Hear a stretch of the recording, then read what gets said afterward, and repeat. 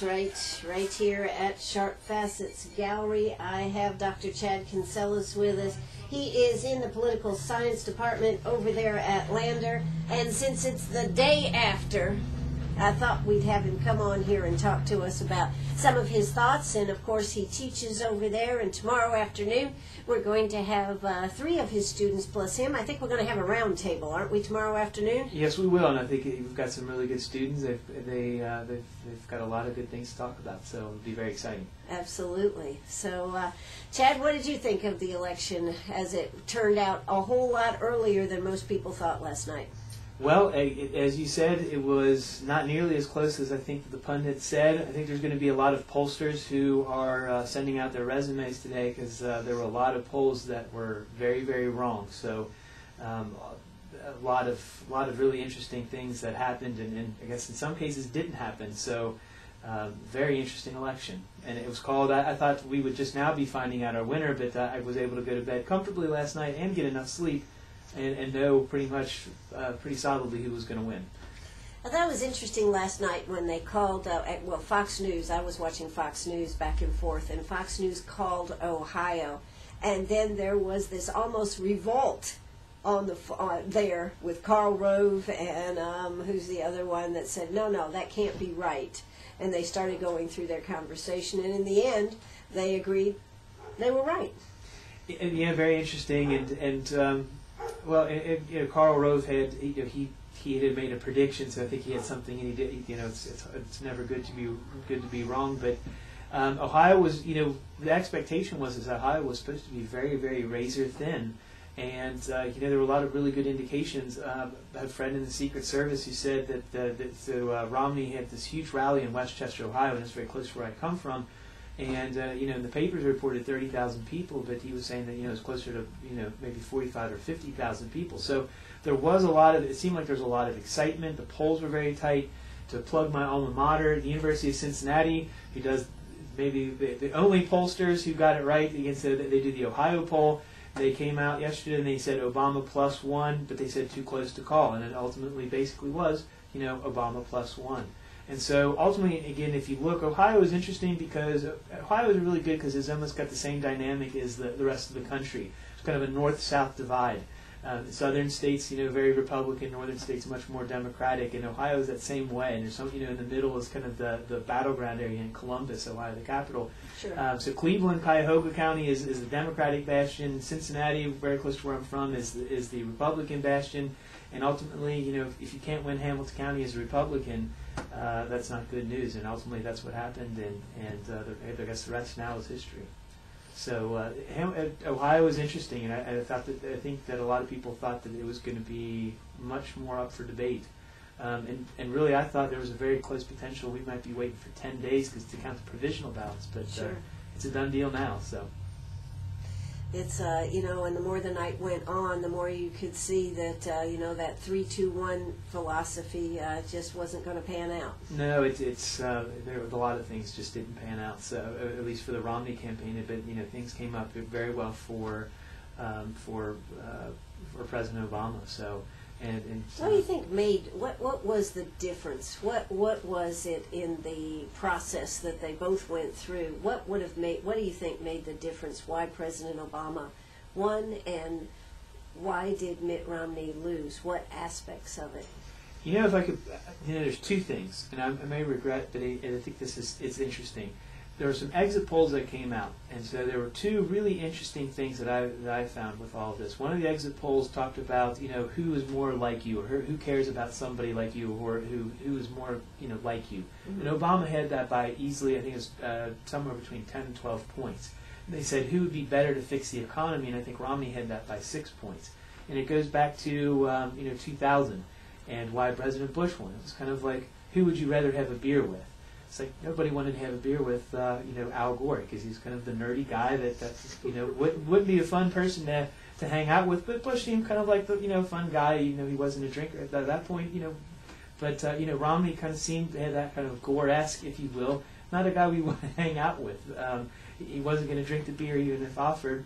But Obama clearly he's kind of like one of us, if you will. So somebody you could hang out with. So that might be part of it. I think the other part And we talked about this a lot in my classes today, and there's been some talk in the news, the storm, Sandy. Mm-hmm. And there's some interesting things, and I've read some articles about this. There were some people, I think, that thought that the storm would actually help Romney. But I think that it ultimately, and again, there's going to be a lot of discussion about this, it might have helped Obama for a couple of reasons. I think, number one, there were some people, Romney had some momentum going up until that weekend. Yes, he did. And people were talking about that, people were talking about that momentum. But, the superstorm Sandy came along, and that discussion and the debates and everything was off the table when we were talking about the superstorm. So that it kind of, if you will, somebody used the term froze the polls, which was not good for Romney because it stymied that they call it the October surprise, right? And it was, there's always kind of an October surprise. Some of them, sometimes the campaign will find something about the opposing campaign and release that information, and then sometimes, there's just Mother Nature, a snowstorm, a storm, or something will happen. Something freak happens, yep. And so it's kind of like this. So number one, it froze the polls, and then number two, you have this instance where, one of the things that Obama was getting hit on very hard by Mitt Romney, and people were beginning to believe that Mitt Romney was less partisan than Obama, that Obama was very partisan. But then, he goes to New Jersey, and he's hanging out. And he gets a hug by Christie. Yes, the odd couple against him. Yes. He had this very tall man and his very kind of short. I've stood next to him. He's very short and very round. Very round, yes. Yep. I was trying to think. Glad you said it. I was trying to think of a nice way to put it. He's very short and round, so it's kind of this odd couple. But they show up together, and this Christie, was pretty harsh, and the criticisms he had, particularly at the Republican National Convention. And so now he shows up, and they're hugging, and Christie, almost vice president, depending on who you ask, almost vice presidential candidate. His compliments says, the federal response has been wonderful. President Obama has been wonderful to work with, and there's a big love fest between the Democrat and Republican. And I think that it makes him look, Republicans, Obama can get along with Republicans. He's getting hugged by Christie, and then would we say that Christie became a hoe at that moment? In essence, he did because he needed it for his state. And that shows what can happen when you need something. It's true, yeah. So and that's ultimately what happens. And Christie has to do it too because he also, he does not want to look inept to his state as well. So there's two, there's a reason for the love fest. I think Rush Limbaugh called Christie kind of a marble column or something like that. Christie was Obama's marble column, just kind of supporting him. So you have, so he's at that point the president is bipartisan, because he's working with a Republican, and they're talking about how well they work together. And then you also have a moment, I hasten to call it this, but there's a rally around the flag effect. And it's this idea that there's a crisis and we rally around our president. And again, so that you have this moment, we have a crisis, and Obama looks very presidential at that point. He ceases to become the candidate, and he's the president. And so so it looks very presidential, and he looks like he has leadership, and he looks like he's bipartisan. So I think you have a moment, and it couldn't have come at a better time.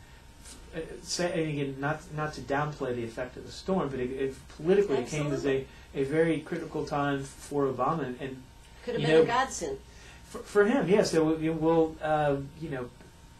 this will be much debated, and I think it should be. But it's something interesting that could have stymied the polls for Romney, and again, it increases our ability to say the president works well with other people. And he's the president.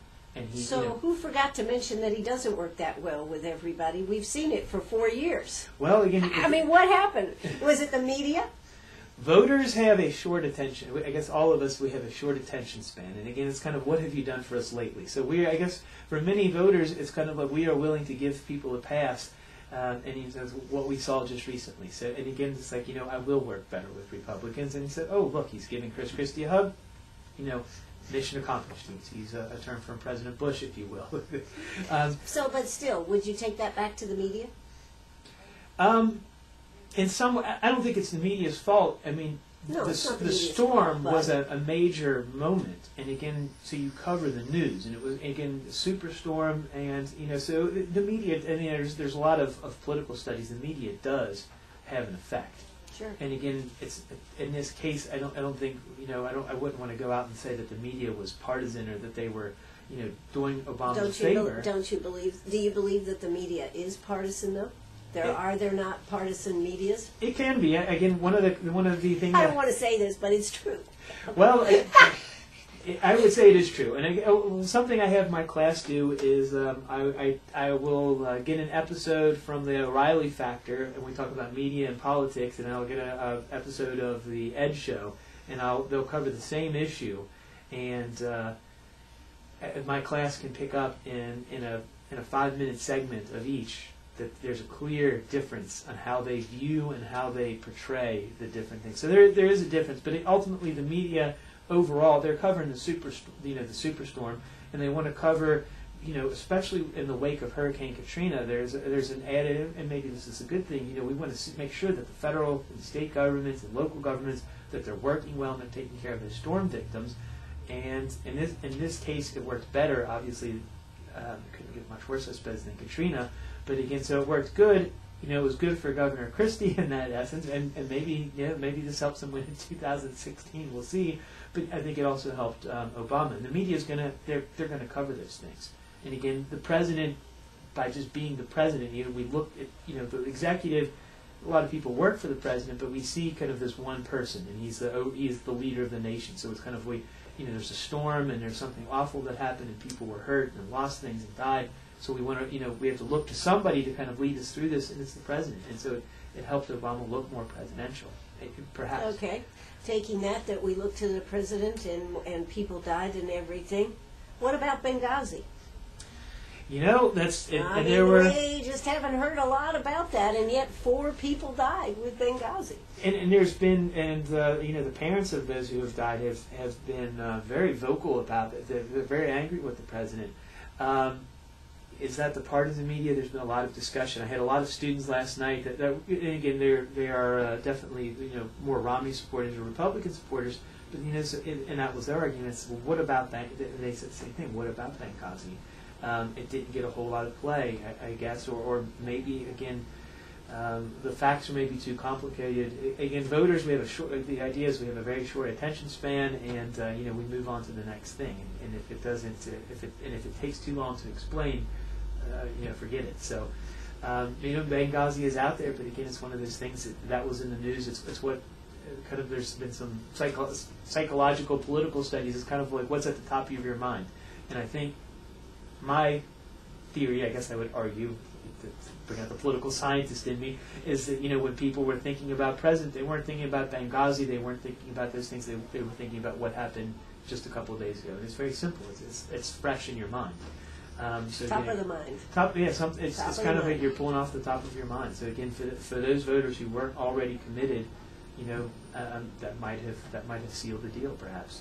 So definitely one of those things. So there's a couple of things that I think helped Obama, and particularly that October surprise. I think ultimately might have been the difference. And again, was it? Chris Matthews, I think, on MSNBC, they said, "Thank God for the storm." So again, I'm sure he's going to take some flack for that because that's a two-edged sword. Two-edged sword. You have to be a little careful. You have to be very careful with context and how you use that. But it did help. It definitely, I think it definitely helped Obama. Again, there will be others that will disagree and maybe say it had no effect, but. I think it did. Hey, I'm here with Chad Kinsella. We are going to hear a quick word from our sponsors. Hey, if you've got a question, maybe you'd like to ask while you've got a political science professor here, it's your opportunity to ask a question. Don't hesitate to pick up that phone, 229-7984. That's 229-7984. Oh, that's right. I'm back here with Chad Kinsella. I think we'll talk a little more national politics, and then in the second half we'll talk some local politics, because there are some interesting parallels and things that happen in our local elections. But we've just been talking about October surprise. Did the storm Sandy have an effect on President Obama getting re-elected? And what happened to the economy? I thought the economy was the big issue. The economy is a big issue, and again, Mitt Romney. Again, if you believe the exit polls, again, Mitt Romney had that edge, and I remember seeing that, and I thought that would be the deciding factor.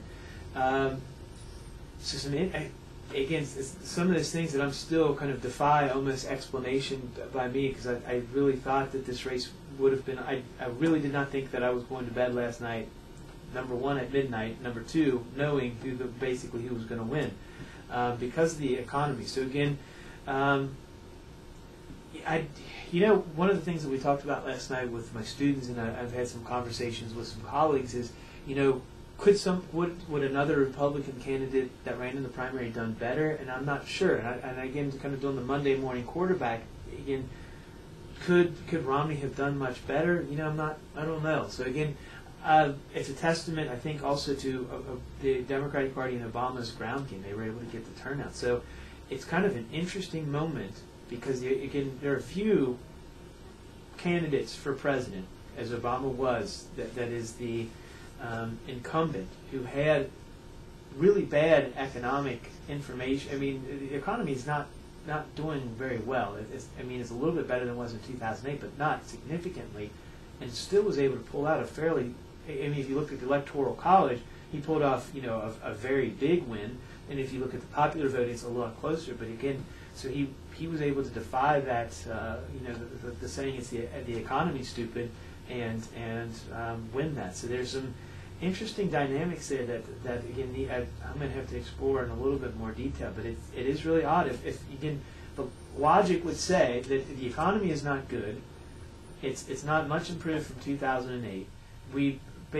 People overall saw that the opponent would be better manager of the economy, yet the incumbent still won.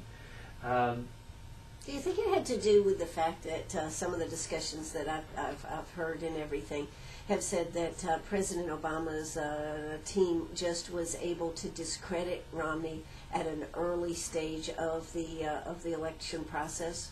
That may be part of it. I think I've seen some of the articles that they said, the key, and I think it was like Charlie Cook on the Cook Report talked about, the key was those negative ads that were run early against Romney, and that does have an effect, because again, everybody, I hasten to say everybody, most people, I would hope everybody, but most people knew who Obama was, but before the 2012 election. Yes. Nobody knew who Mitt Romney was, and again, so he was kind of in the pack of Republicans. Republican voters and maybe people interested in politics would have known he was, but most average citizens would not. So at that point, when he's running for president, all you have is a name, and this is where it's important for a candidate to get out, and you have to run this positive kind of, they call them the sainthood commercials. It's like, I'm Mitt Romney, I came from Massachusetts, and I work with Republicans and Democrats, and all these wonderful things. But if your opponent can get out there and run enough ads early enough and paint the picture of you beforehand and a negative picture of you, that's going to stick with voters. Fairly or unfairly, that's ultimately what happens. So it's kind of, the image doesn't help. And again, he kind of had an image of kind of, not a fun person, kind of a very stiff person. You think Romney should have been more of a scrappy type of person?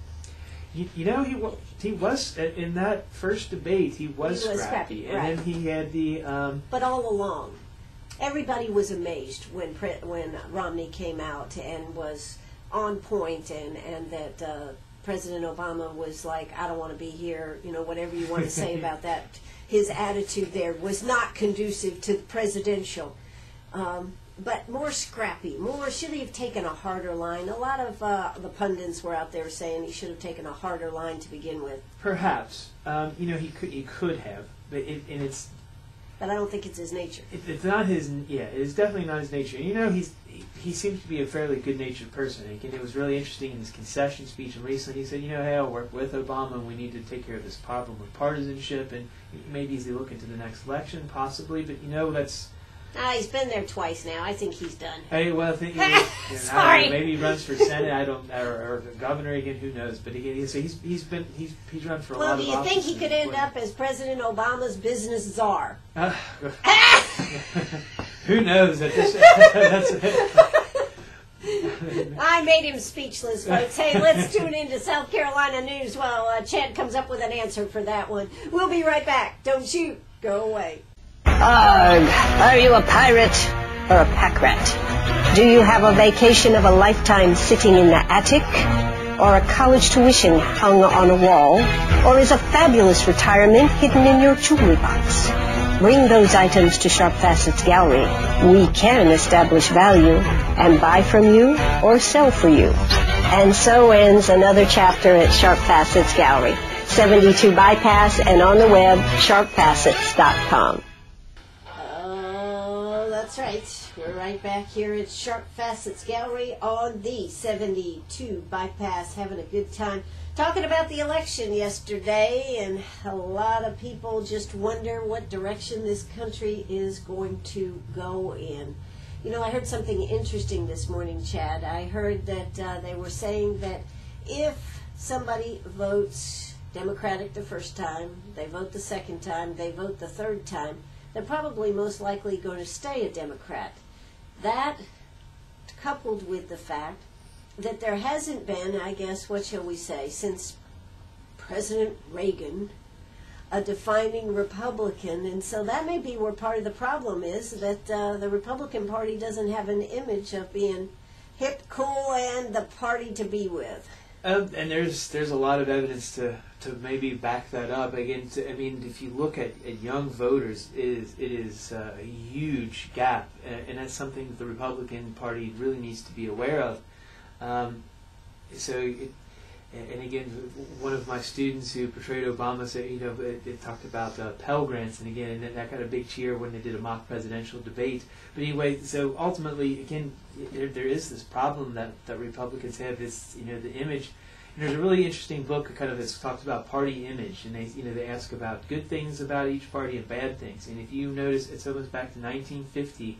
Consistently, the most negative part about, you know, the Republican Party that's listed, big business, and they don't do much to try to, you know, throw that off. You know, people like the fact that they're conservative, but don't like the fact that they're big business, and that doesn't also resonate, I think, with younger people. So I think the Republican Party does have a problem with younger voters, and that's something they need to repair, because you're right. You know, a lot of those voters are going to go on and. Voting is habit forming. Again, there's been a lot of studies. If you know, non-voters consistently don't vote, and voters consistently vote. And then also, you know, once you, even if you declare yourself an independent, you might sway towards one side, and you know, once you lean towards one side, you're probably going to remain that way for quite a while. So it's very consistent. And if you give up on those voters and you don't, you know, change their habits early, you have a big problem there. So. The Republican Party does need to do something, because they are, it's almost 70, maybe 65-35 at this point, and that's a pretty big gap. So again, if you look at polls across, and young voting, I mean, it's still very low, but again, there has been upticks. I have not seen anything from this election, but again, 2008, you know, there was a fairly significant increase in youth voting, and it was clearly for Obama. So. What did you think of the commercial that they did, that the gal did about her first time? Which alluded to having sex, but it actually had to do with voting for the first time. A little bit risque, I would guess. And you know, there were some people actually that were saying that type of commercial would lead to the fact that you know, Romney was starting to get momentum, because that's kind of risque.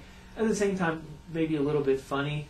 So, you know, interesting, but, you know, maybe, I guess now that I'm getting older, I guess I'm having a... And you have children, yes. Yes. Well, and also, yes, it's like, I do have children, too, and so I guess that the whole perspective changes, but, you know, maybe for a certain demographic, maybe that works. And again, you have to remember these commercials that go out are not just haphazardly slapped together and thrown out there. So, I mean, they probably tested this, and I'm sure there were certain people, maybe it was humorous, and maybe, you know, it caught their attention because, you know, the illusion of what they were talking about, so or what they were alluding to. So, you know, perhaps it was effective. You know, and maybe I'm becoming more of a prude, so maybe that was less tasteful for me. And then I guess, you know, and they have kids, and those are things I worry about. So it's just, anyways, but maybe it was effective. Well, I just think that was definitely towards a targeted younger market. It definitely would cut a nerve or touch a nerve. And again, did your students talk about that one? There were a couple students who did, and again, and I guess, you know, with the ability to test these marketing campaigns and ability to really narrowcast and again really clearly define who you're going after, because you can really pinpoint demographics. Maybe that commercial works well with a younger audience. You probably wouldn't have showed it at in certain places in Florida where there's a whole lot of older people, they're probably not going to find that nearly as entertaining. But that might work with some with the younger. One of the things that I found very interesting is the President Obama's group was able to use social media and the web very, very, very effectively. You could even watch the times if you're on YouTube, and I go to YouTube for a lot of information and everything. You could see some nights, like on a Friday night, President Obama's ads would be all over YouTube, but then you could go on a Tuesday afternoon and there wouldn't be that many. So very targeted advertising with the use of social media, the web. I'm not sure that the Romney group was as effective with that.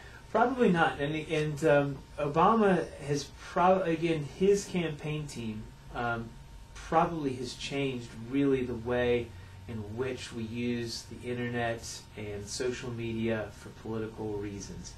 And again, it is very. He really has. They broke the mold after all of that. So again, he's really set. And we are actually in one of my classes. We were talking about raising money, via the internet, and really Obama. McCain actually, ironically, in 2000 was able to get a lot of money and keep up with Bush for a while, and Dean was able to use it. But Obama really broke the mold as far as a trendsetter and really being. And again, the amount of money that they raised from small donors, so they were extremely effective in using the internet for fundraising and just reaching voters, and so they were very, very effective. And I don't know that the Republicans or Mitt Romney or really Republicans overall have really ever caught up with that. And again, I think that's something else Republicans, again, kind of, when they have to go back and kind of think about things that went wrong, that's something that they need to get out in front of. Because again, I think Democrats, and again, I use YouTube and a lot of things, and certain times, and I think YouTube and everything, they'll know when certain people are on and when there's high levels of usage, and that's something that they'll sell to potential advertisers. So I think. And Obama used that very effectively, and he's the internet very effectively, email very effectively. Well, how about text? How about text messages to all those cell phones that they were giving out to those in need? My dad is still jokes with me. I guess my dad said, Dad, I guess he's kind of like the Reagan Democrat, if you will, or. Again, he was in a union, and he was actually president of his local union, railroads union. Wasn't happy they got taken over with the Teamsters. He's very upset. He still thinks Bill Clinton sold out the unions, but he started to vote pretty reliably Republican in his older age. And he called me and said, he calls them Obama phones. He said that somebody was going to give me an Obama phone, and I almost took it and was going to vote for Obama, but I went and voted for Romney instead. He said, boy, those 250 minutes sound good. So. I just wondered if they're text capable. I don't think if they're enabled with text, but that leads to a whole other subject, and that's not what we're really talking about here today. To answer your question, I don't think that they are text able, but again, Obama did use and has used text, and again, fundraising via text, and again, spreading text. You could send a text to somebody else. They've done incredible things with social media that are have gotten turnout, help with fundraising, and again, if you look at Obama's small donors from 2008 and then from 2012, they were able to raise a lot of money from people that were giving less than $100, millions. So again, it's huge a boon for small donors. Absolutely. We are here with Chad Kinsella. He is the political professor over there in the political science department. We are going to hear a quick word from our sponsors. I hope you're enjoying this conversation. If you have a question or a comment, though, jump in. Give us a call, 229-7984. That's 229-7984. That's right. We're right back here at Sharp Facets Gallery talking to Chad Kinsella from over there at Lander University. We are talking elections. We spent a lot of time talking about the presidential election. I think for a lot of people out there, I've seen lots of stuff going out there on the internet and talked to a lot of people. Total shock that Romney was defeated as bad as he was defeated. I think everybody kind of believed it was a long shot, but in those last 2 weeks, the momentum is, and as you said, all the events he was having and everything, huge turnouts. So it was a surprise last night.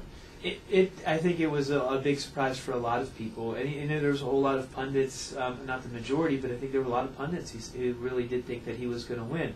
I mean, to his credit, he really closed the gap. I mean, he did better in Pennsylvania, he did better in Wisconsin, better in Minnesota, Virginia, across the board, but better isn't winning. Yes, better is not winning. And again, the popular vote means absolutely nothing. Well, what do you think about that? Should we continue to have an electoral college? I've been playing devil's advocate, but yeah, well, there's a couple of things. I like the Electoral College. And again, one of the reasons... Because? Federalism. States have to play a key role. And again, the United States is unique. The Electoral College is unique. And again, coming from graduate school, I had a lot of people from across the world.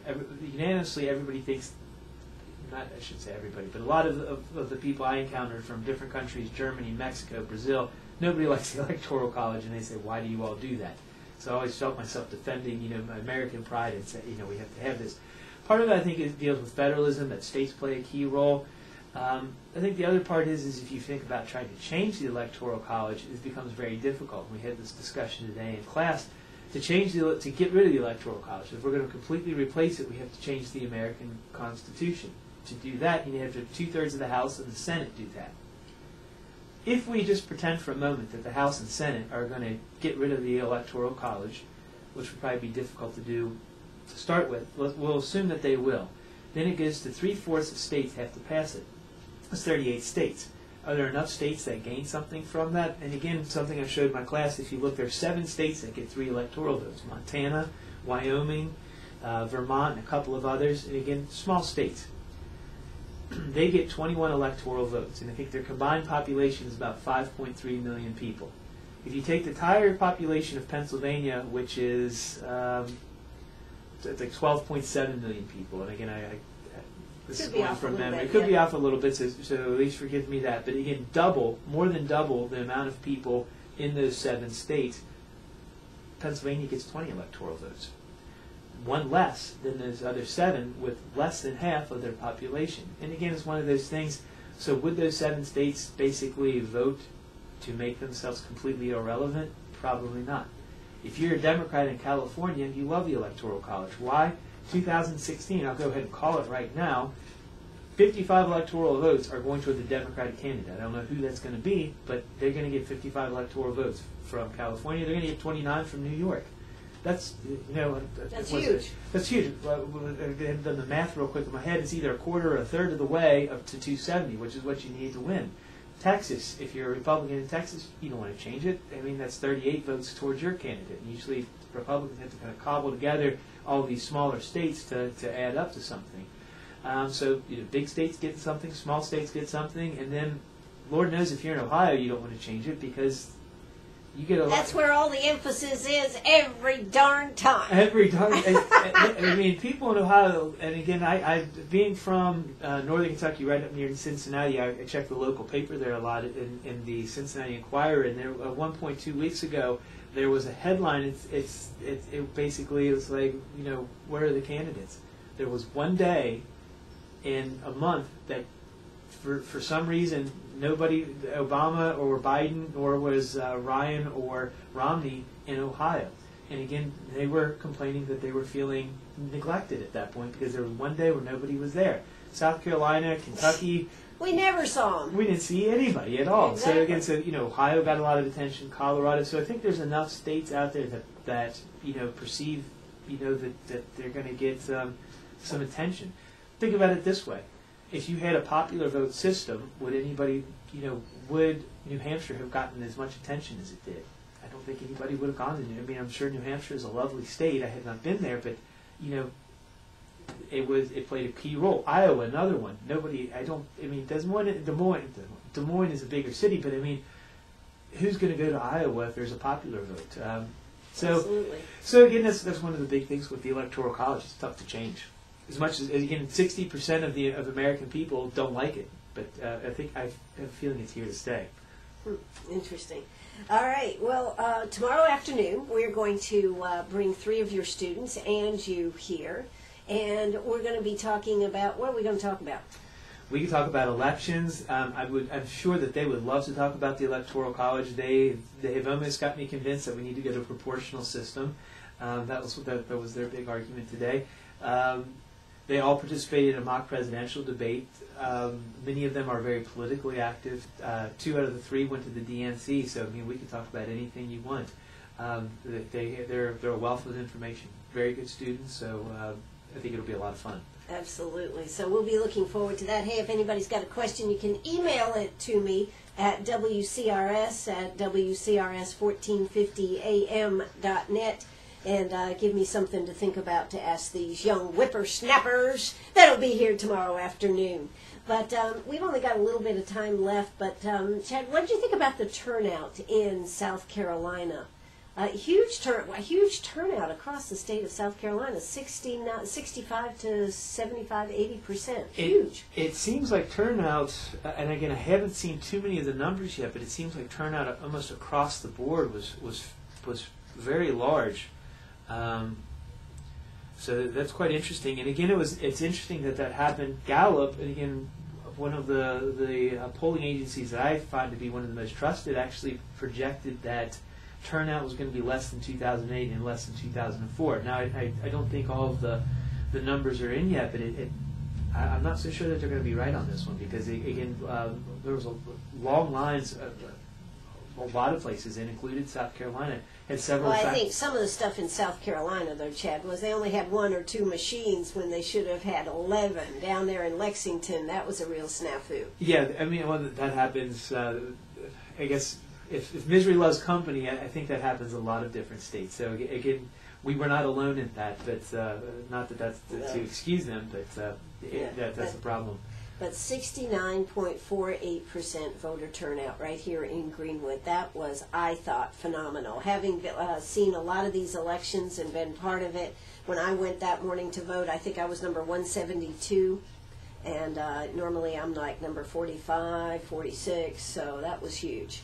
Definitely, yeah. It looked like really across the nation, and I think across the board, people were talking about the fact that there were so many, long lines and lots of people that were turning out to vote. So, it's good that people care, and it's good that they participate and at least get their voice heard. So I think that it's important. And again, a turnout that large, that is, something to be really be proud of again. So. And I know at Lander we've had a lot of efforts to try to register students, so that's great. And I'm looking forward to seeing some of the numbers across the nation to see what actually happened. One of the big things they're talking about, did the youth turn out? Is that going to be the same as it was in 2008? I guess ultimately it's kind of a moot point because again the idea was the youth had to turn out to elect Obama, and that's been done. So it'll still be interesting to see what happens. So. But it looks like preliminary indications show that the turnout was fairly large across the entire country. Absolutely.